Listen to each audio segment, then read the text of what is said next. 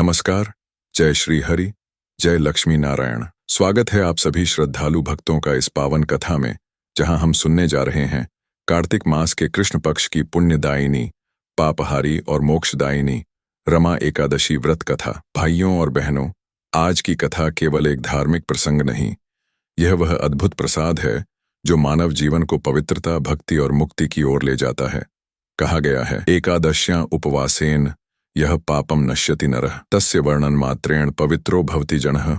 जिस मनुष्य के जीवन में एकादशी आती है और वह श्रद्धा से उसका व्रत करता है, वह स्वयं तो पवित्र होता ही है, उसके कुल के पीढ़ियों के पाप भी धुल जाते हैं। आज हम जिस एकादशी की कथा सुनने जा रहे हैं, उसका नाम है रमा एकादशी। यह एकादशी भगवान विष्णु की प्रियतमा देवी लक्ष्मी जी, जिन्हें रमा भी कहा जाता है, के नाम पर प्रसिद्ध है। यह एकादशी कार्तिक मास के कृष्ण पक्ष में आती है और इस दिन भगवान विष्णु तथा माता लक्ष्मी दोनों की संयुक्त पूजा की जाती है। शास्त्रों में कहा गया है कि रमा एकादशी व्रत करने वाला मनुष्य न केवल सांसारिक दुखों से मुक्त होता है, बल्कि उसे धन, सौभाग्य और मोक्ष की प्राप्ति होती है। इस दिन लक्ष्मी जी स्वयं अपने पति भगवान नारायण से कहती हैं, हे प्रभु, जो भक्त इस दिन मेरा और आपका एक साथ पूजन करता है, उसके घर में कभी दरिद्रता नहीं टिकती। भगवान विष्णु मुस्कुराते हुए कहते हैं, देवी, इस दिन जो भक्त रमा एकादशी का व्रत करता है, वह न केवल सुखी जीवन जीता है, बल्कि अंत समय में सीधे मेरे परम धाम को प्राप्त करता है। आइए अब कथा का प्रारंभ करते हैं। एक समय भगवान श्री कृष्ण हस्तिनापुर में धर्मराज युधिष्ठिर के साथ धर्म चर्चा कर रहे थे। युधिष्ठिर ने विनम्र होकर पूछा, हे केशव, हे जनार्दन, आपने मुझे पहले अनेक एकादशियों की महिमा बताई है। कृपया अब मुझे कार्तिक मास की कृष्ण पक्ष की एकादशी के विषय में बताइए। उसका नाम क्या है, उसका व्रत किस प्रकार किया जाता है और उसकी कथा क्या है? भगवान श्री कृष्ण मुस्कुराए और बोले, हे धर्मराज, जो प्रश्न तुमने किया है वह अत्यंत कल्याणकारी है। यह जो कार्तिक कृष्ण एकादशी है, वही रमा एकादशी कहलाती है। यह एकादशी पापों को नष्ट करने वाली, धन और समृद्धि प्रदान करने वाली तथा समस्त दुखों का अंत करने वाली है। अब इसकी कथा सुनो, जो स्वयं ब्रह्मा जी ने नारद जी को सुनाई थी। भगवान श्री कृष्ण ने कहना आरंभ किया, हे युधिष्ठिर, बहुत प्राचीन काल की बात है। त्रेता युग में एक महान पराक्रमी और धर्मपरायण राजा हुए, जिनका नाम था मुचुकुंद। वे भगवान विष्णु के अत्यंत भक्त थे। वे प्रतिदिन पूजा, यज्ञ, दान और धर्म के कार्य करते थे। उनके राज्य में किसी को भूख नहीं थी, किसी को भय नहीं था। उनकी पत्नी चंद्रभगा अत्यंत सती, साध्वी और पतिव्रता थी। दोनों पति पत्नी भगवान विष्णु की आराधना में लीन रहते थे। राजा मुचुकुंद का राज्य चारों दिशाओं में प्रसिद्ध था और उनके राज्य की प्रजा उन्हें भगवान के समान पूजती थी। राजा के दरबार में एक सेनापति था, अत्यंत पराक्रमी, बुद्धिमान और युद्ध कला में निपुण। उसका नाम था शंखपाल। शंखपाल अपने आरंभिक जीवन में बहुत धार्मिक था, लेकिन धीरे धीरे उसके जीवन में विषय वासनाओं ने प्रवेश कर लिया। भोग विलास में डूबकर उसने धर्म से मुंह मोड़ लिया। राजा मुचुकुंद ने जब यह देखा कि उनका प्रिय सेनापति अधर्म के मार्ग पर जा रहा है, तो उन्होंने बहुत समझाया, परंतु जब शंखपाल नहीं माना, तब राजा ने उसे अपने राज्य से निष्कासित कर दिया। शंखपाल अब एक पापी जीवन में भटकने लगा। राज्य से निकाले जाने के बाद उसने चोरी, झूठ, व्यभिचार जैसे अनेक पाप किए। समय बीतने के साथ उसका शरीर दुर्बल और रोगग्रस्त हो गया। एक दिन वह गंगा तट पर भटकते भटकते एक तपस्वी मुनि के आश्रम में पहुंचा। वहां उसने देखा कि मुनि ध्यान में लीन हैं। उनके चारों ओर शिष्य भजन कर रहे हैं और वातावरण अत्यंत पवित्र है। शंखपाल उनके चरणों में गिर पड़ा और आंसुओं से रोते हुए बोला, गुरुदेव, मैं पापों का सागर हूं। मेरे जीवन में केवल पाप ही पाप हैं। अब मुझे कोई उपाय बताइए जिससे मैं इन पापों से मुक्त हो सकूं। मुनि ने करुणा से उसकी ओर देखा और कहा, हे पुत्र, पाप कितना ही बड़ा क्यों ना हो, यदि मनुष्य सच्चे हृदय से भगवान विष्णु का नाम ले ले तो वह पवित्र हो जाता है। अब तुम कार्तिक मास के कृष्ण पक्ष की रमा एकादशी का व्रत करो। यह व्रत स्वयं देवी लक्ष्मी के नाम पर प्रसिद्ध है। इस व्रत के प्रभाव से सबसे भयानक पाप भी नष्ट हो जाते हैं। जिसे जीवन में शांति, समृद्धि और मोक्ष की इच्छा हो, उसे यह व्रत अवश्य करना चाहिए। शंखपाल ने प्रणाम किया और बोला, गुरुदेव, कृपया मुझे इस व्रत का विधि विधान बताइए। मुनि बोले, दशमी के दिन से ही मन, वचन और कर्म से संयम रखो। एकादशी के दिन प्रातः स्नान कर भगवान विष्णु और माता रमा की पूजा करो। फूल, तुलसी दल, धूप, दीप और फल अर्पित करो। दिन भर उपवास रखो और रात्रि में जागरण कर भगवान का नाम लो। द्वादशी के दिन ब्राह्मणों को भोजन करवाकर दान दो और फिर स्वयं पारण करो। इस व्रत का प्रभाव ऐसा है कि यह मनुष्य के सारे पापों को मिटाकर उसे विष्णु लोक में स्थान देता है। मुनि के आशीर्वाद से शंखपाल ने वह व्रत विधिपूर्वक किया। उसने पूरे दिन भगवान विष्णु का नाम लिया, रात्रि में भजन गाए और प्रातःकाल ब्राह्मणों को भोजन कराया। कुछ ही दिनों में उसके शरीर के सारे रोग दूर हो गए, चेहरा तेजस्वी हो उठा और मन शांत हो गया। जब उसका देहांत हुआ तब विष्णु के पार्षद विमान लेकर आए और उसे भगवान के धाम में ले गए। भगवान श्री कृष्ण आगे कहते हैं, हे युधिष्ठिर, रमा एकादशी का व्रत करने वाला मनुष्य किसी भी युग में कभी दरिद्र नहीं होता। उसके जीवन में माता लक्ष्मी का स्थायी निवास होता है। जो भक्त श्रद्धा से इस कथा को सुनता है वह अपने सभी कष्टों से मुक्त हो जाता है। बहुत समय पूर्व सत्ययुग में मुचुकुंद नाम का एक प्रतापी राजा था। वह बड़ा धर्मात्मा था, भगवान विष्णु का अनन्य भक्त था। वह प्रतिदिन प्रभु का स्मरण करता और अपनी प्रजा को धर्म के मार्ग पर चलाता था। उसकी रानी चंद्रभगा भी पतिव्रता थी। दोनों पति पत्नी बड़े प्रेम से राज्य का संचालन करते थे। उनके राज्य में किसी प्रकार का कष्ट नहीं था। सब लोग आनंद से रहते थे। एक दिन राजा के दरबार में शंखपाल नाम का एक वीर सेनापति आया। वह युद्ध में अद्वितीय था। उसने अपने पराक्रम से राजा का हृदय जीत लिया। राजा ने उसे अपना सेनापति बना लिया। समय बीतता गया और शंखपाल के भीतर अभिमान बढ़ता गया। धीरे धीरे वह धर्म से भटक गया। उसका मन भोग विलास में फंस गया। वह नारी मोह में पड़ गया और अनेक अनुचित कर्म करने लगा। यह देखकर राजा मुचुकुंद को बड़ा दुख हुआ। उन्होंने शंखपाल को समझाया, हे शंखपाल, धर्म ही जीवन का आधार है। जो धर्म से गिरता है वह नरक में गिरता है। किंतु शंखपाल पर लोभ और मोह का ऐसा पर्दा पड़ा कि वह राजा की बात न समझ सका। उसने अपना सब धन विषय वासना में नष्ट कर दिया और अंत में दीन होकर भटकने लगा। एक दिन वह एक निर्जन वन में गया। वहां उसे एक ऋषि आश्रम दिखा। वह भूखा प्यासा थका हुआ वहां पहुंचा और गिर पड़ा। आश्रम में रहने वाले एक महात्मा ऋषि ने उसे देखा और करुणा से भर गए। उन्होंने उसे जल पिलाया और कहा, हे पुत्र, तू कौन है, क्यों इस दशा में है? शंखपाल ने कहा, हे प्रभु, मैं एक राजा का सेनापति था, परंतु मोह में पड़कर मैंने धर्म से मुंह मोड़ लिया। अब मैं अपने कर्मों का फल भोग रहा हूं। मुझे कोई उपाय बताइए जिससे मैं अपने पापों से मुक्त हो सकूं।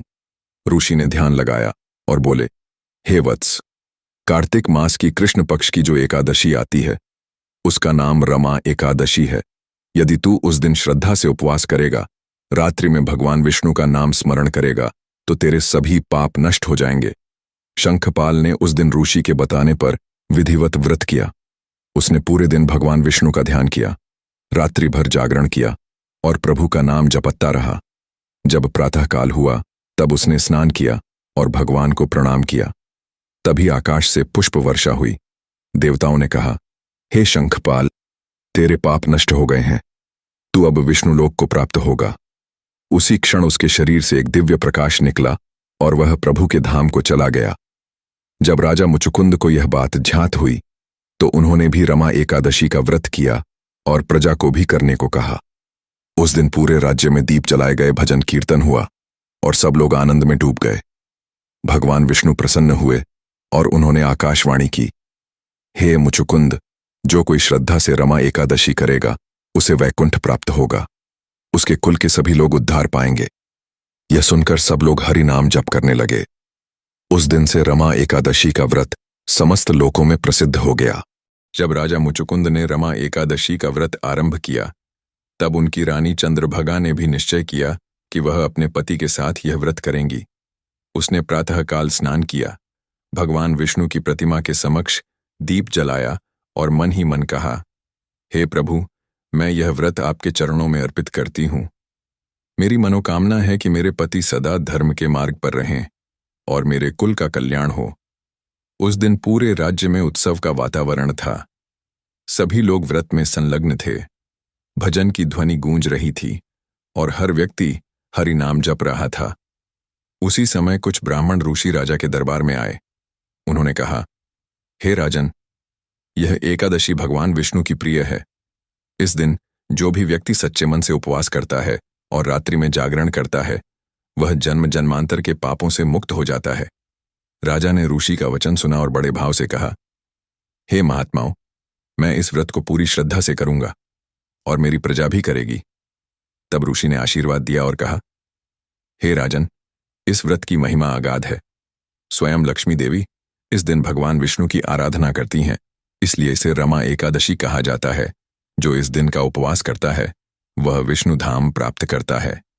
ऐसा कहकर वे ऋषि वन की ओर चले गए।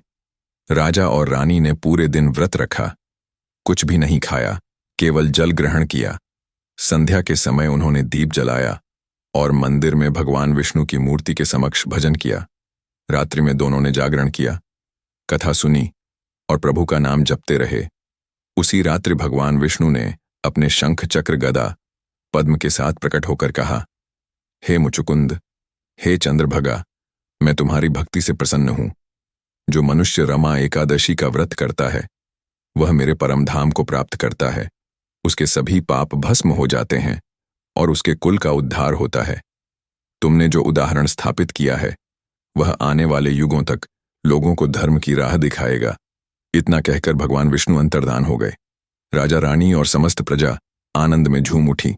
हर ओर हरि नाम का गान होने लगा। आकाश से पुष्प वर्षा हुई और देवताओं ने जय जयकार की।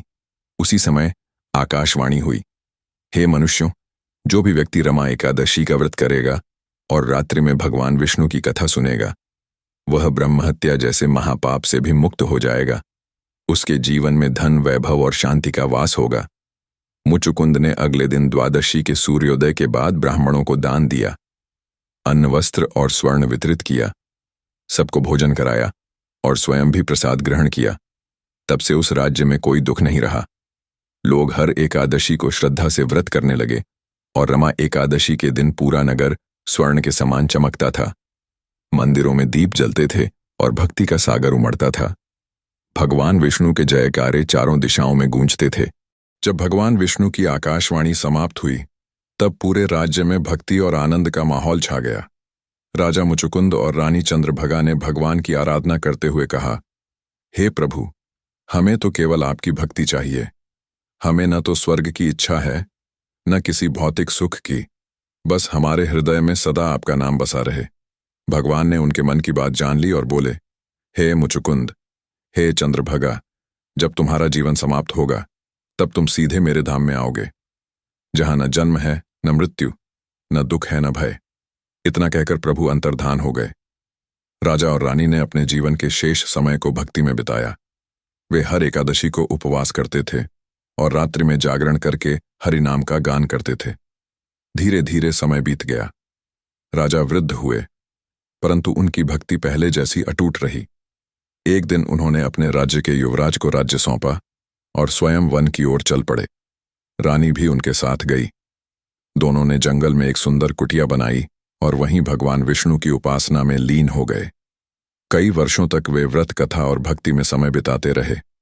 अंत में जब उनकी आयु समाप्त होने को आई तब भगवान विष्णु गरुड़ पर सवार होकर उनके समक्ष प्रकट हुए और बोले, हे भक्तों, अब समय आ गया है, मेरे धाम चलो। दोनों ने भगवान को प्रणाम किया और भगवान के स्वरूप में लीन होकर वैकुंठ धाम को चले गए। उसी समय आकाश से पुष्प वर्षा हुई। देवताओं ने कहा, धन्य है मुचुकुंद, धन्य है चंद्रभगा, जिन्होंने रमा एकादशी का महत्व बताया। उस दिन से समस्त मनुष्यों ने इस एकादशी को बड़े आदर से मनाना आरंभ किया।